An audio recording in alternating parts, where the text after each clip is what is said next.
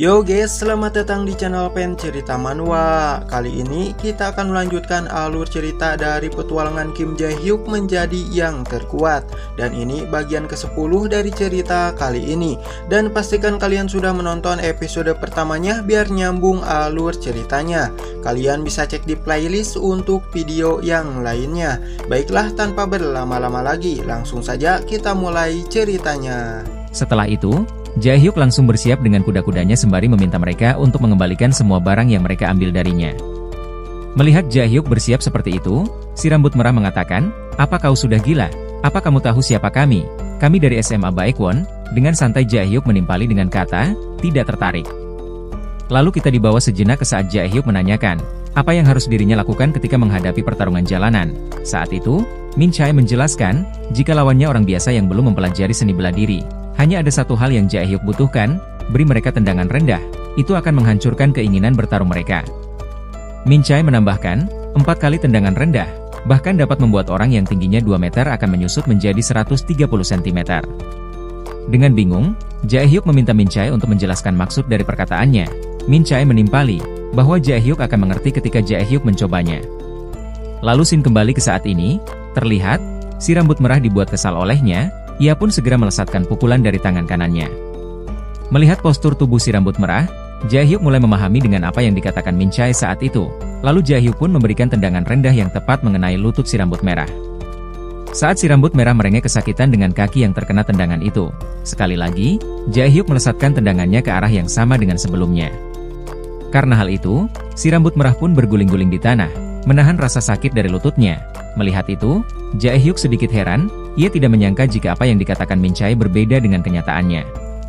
Saat ini, ia menyaksikan, setelah dirinya memberikan tendangan rendah, mereka tidak menyusut menjadi 130 cm, melainkan menyusut menjadi sesosok bayi yang menggemaskan. Tidak terima melihat temannya dikalahkan, si rambut kuning menerjang, akan tetapi, dengan mudah Jae-hyuk menghindar dan kemudian mengkonter dengan pukulan kuat yang tepat mengenai tulang rusuknya.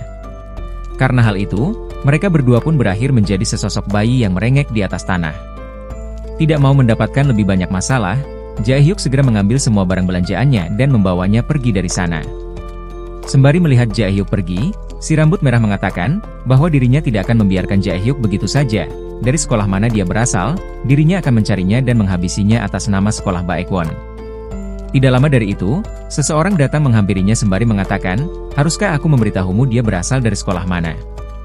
Dan ternyata, orang itu adalah Kwak Han-sol. Ia menambahkan, jika orang itu bernama Jae-hyuk, mahasiswa baru di sekolah menengah Youngman. Singkat cerita, keesokan harinya, Lalusi memperlihatkan anggota klub yang sedang menonton anime. Mereka sangat antusias dengan anime yang sedang mereka saksikan, beragam komentar mereka utarakan, mengungkapkan rasa kekaguman mereka pada setiap karakter di dalamnya. Si kurus kacamata bertanya pada Jae-hyuk, apakah Jae-hyuk sudah mulai tertarik dengan anime sekarang? Jae-hyuk menimpali. Setelah memikirkannya, Jae-hyuk mulai mengerti dengan daya tarik dari anime. Di sisi Seo Do-yoon, ia fokus memperhatikan anime yang sedang diputar itu. Sekaligus melirik ke arah Baek Da-som, ia merasa situasi saat ini sangat menyenangkan.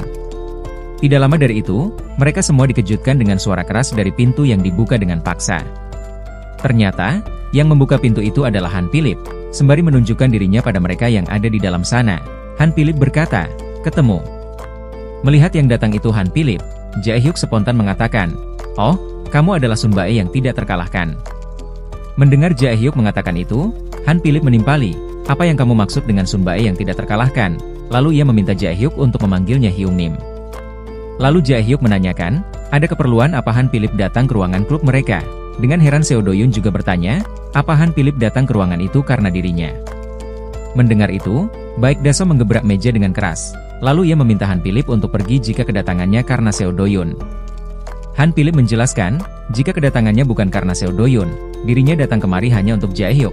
Lalu Han Philip membawa Jae-hyuk ke arah jendela dan meminta Jae-hyuk untuk melihat keluar sana. Han Philip menjelaskan, mereka semua berasal dari SMA Baekwon. Menurut Han Philip, mereka berkumpul di sekolah ini hanya untuk menangkap Jae-hyuk. Dengan heran Jae-hyuk menanyakan alasan mereka mencarinya, Han Philip meminta Jae-hyuk untuk melihat si rambut merah. Lalu Han Philip menjelaskan, jika si rambut merah adalah adik dari aliansi pembuli nomor 1 di sekolah Baekwon, dirinya mendengar, jika mereka datang ke sana untuk balas dendam pada Jae-hyuk. Mendengar itu, Jae-hyuk sangat terkejut, tubuhnya gemetaran, keringat dingin menjalar ke seluruh tubuhnya. ia mengatakan bahwa dirinya hanya membela diri karena si rambut merah mencoba merampoknya. Lalu Jae-hyuk menanyakan apa yang harus dirinya lakukan.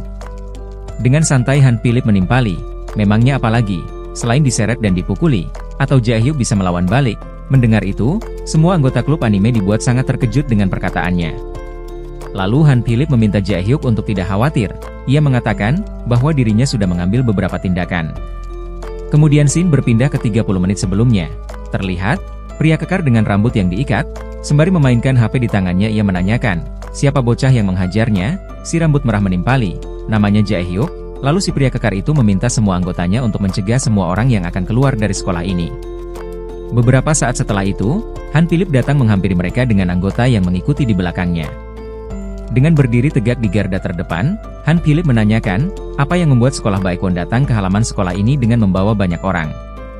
Sembari menunjuk ke arah si rambut merah, pria kekar itu mengatakan, jika adiknya dipukuli oleh seseorang dari sekolah ini sampai membuat kakinya pincang, mereka hanya ingin menangkap orang itu. Lalu ia meminta Han Philip untuk tidak ikut campur dengan urusan mereka. Dengan heran, Han Philip menanyakan nama dari orang yang sudah menghajar adik si pria kekar itu. Pria kekar itu menimpali, nama orang itu Jae-hyuk. Mendengar itu, Han Philip cukup terkejut, matanya menatap tajam dengan rasa yang tidak percaya. Dengan dingin Han Philip menimpali, jika mereka berani menyentuh siswa di sekolah ini, itu sama saja dengan menyentuh kelompok Han Philip yang tidak tertandingi. Lalu Han Philip menanyakan, apa kalian ingin melawan kami? Atau, apa mungkin kalian ingin bertarung melawanku? Mendengar itu, si pria kekar itu sangat terkejut. Sekujur tubuhnya bergetar hebat, hawa dingin merasuk ke tubuhnya. Ia tidak menyangka jika Han Philip akan mengatakan itu hanya karena Jae-hyuk. Lalu bawahan si pria kekar berbisik mengatakan, jika melawan kelompok Han Philip sekarang akan berisiko dengan kekuatan mereka saat ini. Melihat si pria kekar itu terdiam kebingungan, Han Philip mengatakan, kita hindari masalah ini agar tidak ada keributan yang terjadi. Ia menyarankan, untuk mengadakan duel, dirinya akan membiarkan Jae-hyuk bertarung dengan salah satu dari mereka, 1 lawan 1. Han Philip menyimpulkan, jika pilihan ini jauh lebih baik daripada perkelahian habis-habisan, yang akan menimbulkan kerugian di kedua belah pihak. Narator memperkenalkan, jika si pria kekar itu bernama Cha Byung-tae, orang terkuat di sekolah Baekwon sekaligus pemimpin aliansi bully di sekolah itu. Lalu Han Philip menambahkan, jika Jae-hyuk kalah dalam pertarungan, dirinya akan membiarkan mereka membawa Jae-hyuk, dan kalian bebas mau melakukan apapun terhadapnya. Jika Jae-hyuk yang menang, maka masalah ini akan berakhir sampai di sini. Kalian bebas memilih siapa saja yang akan berpartisipasi dalam pertarungan ini. Di sisi lain, terlihat, Kwa Hansol yang sedang memperhatikan kedua belah pihak itu, ia merasa senang karena rencananya berjalan dengan lancar. Ia pernah mendengar, balas dendam seorang pria membutuhkan waktu 10 tahun, akan tetapi, dirinya akan segera mengirimnya ke neraka. Kemudian scene kembali ke sisi Han Philip dan Jae-hyuk. Han Philip menceritakan semua yang terjadi selama pertemuannya dengan SMA Baekwon, dan pertarungan yang disepakati akan diadakan tengah malam. Mendengar semua cerita itu, Jae-hyuk sangat panik. Pada awalnya ia mengira Han Philip memperhatikan dan melindunginya. Akan tetapi, setelah mendengar semua ceritanya, dirinya menyangkal dugaannya. Ia dibuat bingung dengan situasi yang dihadapinya saat ini. Pada awalnya ia hanya membela diri karena mereka mencoba merampok dirinya. Singkat kata, waktu berlalu begitu saja. Sepulang sekolah, Jae-hyuk menemui Min Chae dan menjelaskan situasinya saat ini, yang mendorongnya untuk berhadapan dengan sekolah lain. Setelah mendengar semuanya, Min Chae berkata, karena ini adalah situasi yang disebabkan oleh pertarungan Jae-hyuk sendiri, Jae-hyuk harus menyelesaikannya dengan tangan sendiri. Dengan ragu Jae-hyuk menimpali, bukankah Min Chae yang menyuruhnya untuk menghajar mereka? Dengan kesal Min Chae menyela, siapa yang menyuruhmu membiarkan mereka membulimu? Bagaimanapun juga, jika kamu tetap diam kamu akan dipukuli. Akan tetapi, jika kamu bertarung 1 lawan 1, dan memenangkan pertarungan itu, maka semua masalah ini akan berakhir. Dengan tubuh gemetaran tidak percaya diri, Jae-hyuk berkata, jika dirinya tidak menyangka akan bertarung secara tiba-tiba, bahkan dirinya tidak tahu siapa yang akan menjadi lawannya. Mendengar itu, Min Chae mencoba menyemangati Jae-hyuk. Ia mengatakan, kamu sudah menjadi cukup kuat, jangan takut, percaya dirilah. Singkat cerita, malam pun tiba, kemudian scene memperlihatkan orang-orang dari 2 sekolah yang berkumpul dalam satu tempat. Walaupun tubuhnya gemetaran, Jae-hyuk tetap berdiri tegak di garda terdepan. Sebagai orang yang berpartisipasi dalam pertarungan ini, Jae-hyuk memberanikan diri walau tidak percaya diri. Dalam hati Jae-hyuk bertanya-tanya, siapa yang mereka kirim untuk berpartisipasi melawannya, karena sudah cukup lama lawannya belum juga tiba. Saat itu, Cha Gyung-tae bertanya pada orang yang sedang menelepon di sampingnya. Ia menanyakan, kenapa orang yang akan berpartisipasi itu belum ada di sini. Pria kacamata itu menimpali, jika orang itu sebentar lagi akan tiba. Beberapa waktu setelah itu, orang yang ditunggu pun tiba, tubuhnya kekar, rambutnya panjang, berjalan sigap dengan otot-ototnya yang menonjol. Narator memperkenalkan, ia bernama Song Geon-ho, siswa kelas 2. Setibanya ia di sana, Cha Gyeong-tae memarahinya, kenapa Song Geon-ho bisa terlambat? Bukankah dirinya sudah mengatakan untuk datang jam 9? Dengan santai sembari tertawa Song Geon-ho mengatakan, dirinya telat karena tertidur. Setelah berdebat dengan dalih tertidur, Cha Gyeong-tae meminta Song Geon-ho untuk segera mengalahkan Jae-hyuk. Song Geon-ho menanyakan, kesalahan apa yang Jae-hyuk buat? Cha Gyeong-tae menimpali, jika Jae-hyuk sudah membuat kaki adiknya pincang. Ia mengatakan juga, jika pertarungan ini mempertaruhkan harga diri kelompoknya, dan meminta Song Geon-ho untuk segera memulainya. Lalu Song Geon-ho mengingatkan janji yang dibuat Cha Gyeong-tae. Jika dirinya menang akan diperkenalkan pada Jung Opo, sang dewi SMA Seongyeon. Cha Gyeong-tae pun mengiyakan. Sembari berjalan menghampiri Jae-hyuk, Song Geon-ho mengatakan, walau dirinya tidak memiliki masalah dengan Jae-hyuk, sepertinya dirinya tidak memiliki pilihan lain selain mengalahkannya. Setelah cukup dekat dengan Jae-hyuk, ia dibuat cukup terkejut. Melihat tubuh Jae-hyuk yang cukup kecil, ia sampai mengira Jae-hyuk masih berada di sekolah dasar. Sembari melakukan peregangan ia mengatakan, apa boleh buat? Meski rasanya agak bersalah karena menghajar anak kecil, tapi sebaiknya kau berkorban, karena dirinya memiliki alasan untuk menang.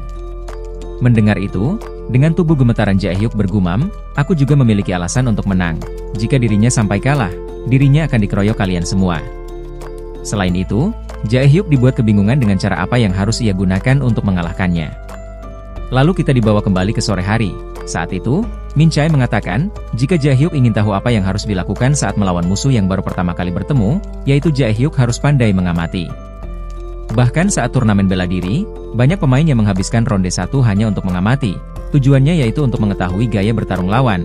Kau harus tahu reaksi lawan saat diserang, dan juga harus memikirkan cara untuk melawan balik. Kembali ke saat ini, Jae-hyuk pun mulai bertekad untuk mengamati sekaligus menyerang. Walaupun orang itu terlihat seperti olahragawan, namun, postur tubuhnya tidak terlihat seperti orang yang sudah belajar bela diri. Lalu Jae-hyuk dibuat heran dengan Song Geon-ho yang mendekatinya begitu saja. Jae-hyuk mengira, jika Song Geon-ho tidak memiliki tahapan tertentu dan hanya fokus pada serangan langsung setelah melangkah, Jae-hyuk mulai mendapatkan rasa percaya dirinya. Dan benar saja, setelah jarak antara mereka cukup dekat, Song Geon-ho melancarkan pukulannya. Walaupun kekuatan dalam pukulannya kuat dan tangannya panjang, Jae-hyuk masih berhasil menghindar dengan mencondongkan tubuhnya ke belakang. Setelah mengambil jarak, Jae-hyuk kembali fokus mengamati Song Geon-ho. Melihat pukulan sebelumnya, Jae-hyuk mengira jika dirinya terkena pukulan itu, dirinya pasti akan langsung tumbang. Lalu kali ini, Jae-hyuk yang berinisiatif memberikan serangan terlebih dulu. Namun, serangan itu berhasil orang itu blokir dengan tangannya. Tidak berhenti di situ saja, Jae-hyuk melancarkan serangan yang lainnya. Teknik middle kick, teknik low kick, teknik high kick. Jae-hyuk kerahkan, akan tetapi semua serangannya itu berhasil Song Geon-ho tahan dengan mudah. Dengan percaya diri, Cha Gyeong-tae mengatakan, julukan dari Song Geon-ho adalah prajurit perisai. Dia mampu menghadang semua serangan dan bertarung dengan pertahanan tinggi. Meski melihatnya membuat kami frustasi, tapi gaya bertarung itu membuat Song Geon-ho dianggap sebagai murid kelas 2 terkuat di kelompoknya. Selain itu, dia tidak sekedar bertahan, ia selalu melangkah maju seolah-olah sedang membawa perisai. Dia akan menekan lawannya dengan cara terus melangkah ke depan sampai lawannya tersudutkan. Setelah beberapa saat, Jae-hyuk pun tidak memiliki ruang lagi untuk melangkah mundur. Bersamaan dengan itu, Song Geon-ho mulai melesatkan pukulannya bagaikan tombak. Jae-hyuk mencoba bertahan dengan menahan serangan itu menggunakan kedua telapak tangannya.